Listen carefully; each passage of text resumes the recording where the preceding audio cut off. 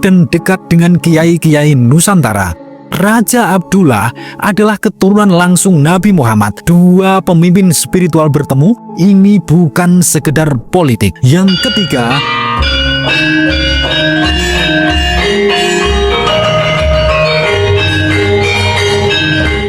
Assalamualaikum warahmatullahi wabarakatuh. Salam waras-waras wae.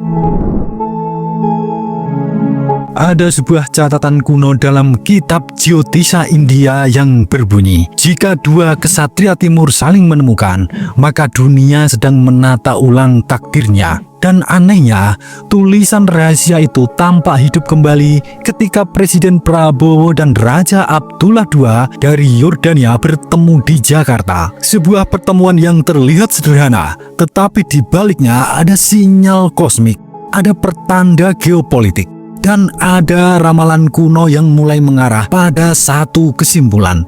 Indonesia dan Yordania sedang dipersiapkan menuju poros dunia baru.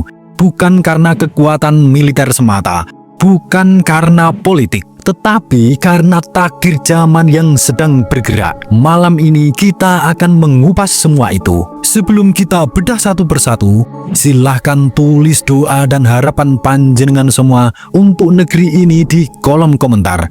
Dan bagi sedulurku yang muslim, jangan lupa tulis sholawat atas berkat rahmat Allah Subhanahu wa Ta'ala. Doa-doa kita semua terkabul. Yang pertama, prediksi Jyotisha kuno kebangkitan timur. Dalam naskah Jyotisha ada prediksi bahwa tahun 2025 hingga 2032 adalah siklus kebangkitan negara-negara yang berada di poros timur barat, terutama bangsa kepulauan yang dijaga lautan dan kerajaan gurun yang menjadi tempat suci dunia. Dua karakter ini persis menggambarkan Indonesia dan Yordania. Indonesia dalam prediksi Jyotisha memasuki fase mahadasa Jupiter yang berarti naiknya posisi global, menguatnya keamanan, menjadi pusat solusi pangan, dan meningkatnya peran spiritual. Karena Jupiter adalah planet guru dan kebijaksanaan. Dan Yordania dalam prediksi Jyotisha memasuki transit Rahu Jupiter.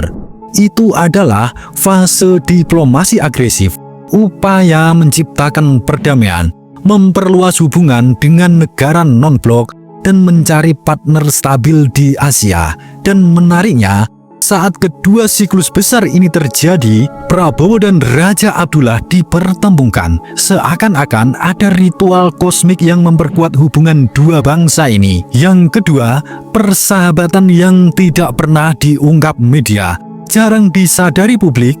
Tapi Prabowo dan Raja Yordania memiliki hubungan pribadi yang panjang, bahkan sebelum Prabowo menjadi presiden. Dalam dunia diplomasi, hubungan personal sering lebih penting dari perjanjian kertas. Dan di atas hubungan dua pemimpin dengan beberapa kesamaan.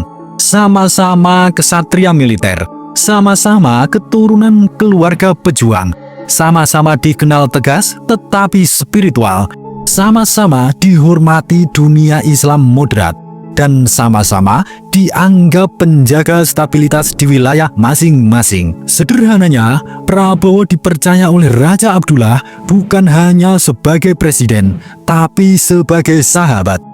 Dan dalam politik Timur Tengah, sebuah persahabatan bisa lebih berharga daripada 100 dokumen internasional. Yang ketiga, Nusantara dan Tanah Suci, dua pusat spiritual.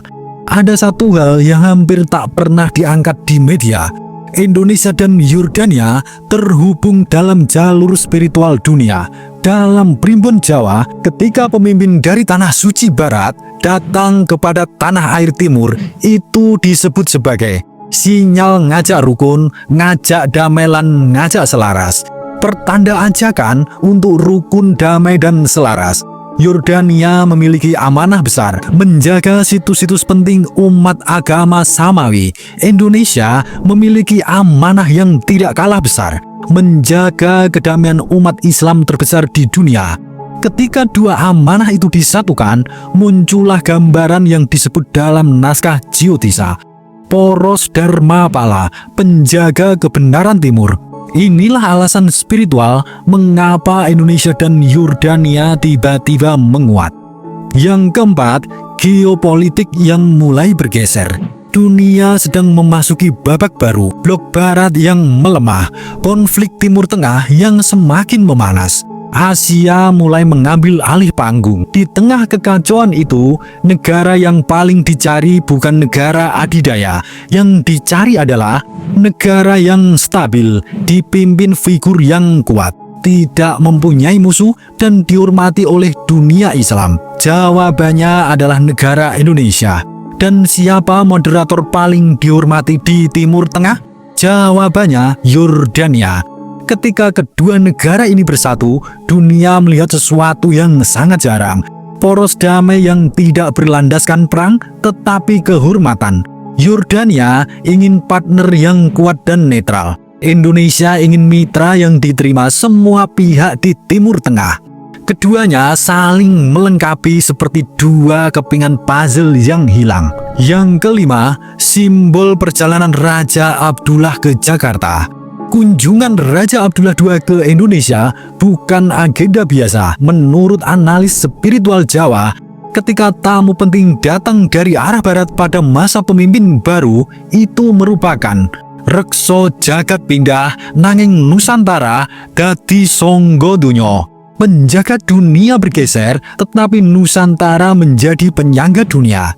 Untuk Yordania, Indonesia bukan sekedar mitra ekonomi. Indonesia adalah jembatan ke Asia Tenggara, suara moderat umat Islam, sumber kekuatan pangan dan logistik, calon penentu geopolitik 2030 hingga 2040. Sementara bagi Indonesia, Yordania adalah pintu masuk diplomasi Timur Tengah, mitra keamanan, pelindung situs suci, simbol legitimasi moral dunia Islam. Dalam sudut pandang Jyotisha, ini disebut poros Dharma Artha, ikatan antara spiritualitas dan kemakmuran. Yang keenam, prediksi besar untuk Indonesia dan Yordania. Ramalan Indonesia 2025 hingga 2032, menurut transit Jupiter, Saturnus, dan Rahu, Indonesia akan memasuki yang pertama, naik peran global sebagai mediator. Yang kedua, jadi pusat pangan dan energi hijau. Yang ketiga, punya pengaruh diplomatik terbesar di ASEAN. Yang keempat, menjadi tempat berkumpulnya banyak negara muslim moderat. Yang kelima, memasuki periode kebangkitan besar spiritual Nusantara. Ramalan untuk Yordania 2025 hingga 2030. Yordania diprediksi yang pertama, menjadi jembatan diplomasi Timur Tengah. Yang kedua, mengurangi ketegangan dengan beberapa faksi besar.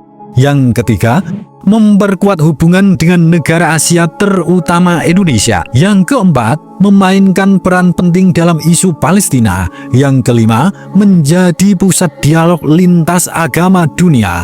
Dan apakah kita semua sadar? Kedua puncak kebangkitan ini terjadi bersamaan. Ini jarang terjadi dalam astrologi suatu negara. Dan justru itu membuat banyak pakar percaya Indonesia dan Yordania memang sedang ditakdirkan untuk bertemu. Yang ketujuh, rahasia di balik persahabatan Prabowo dan Raja Yordania. Di balik layar ada alasan mengapa hubungan mereka begitu kuat. Yang pertama, mereka sama-sama ksatria.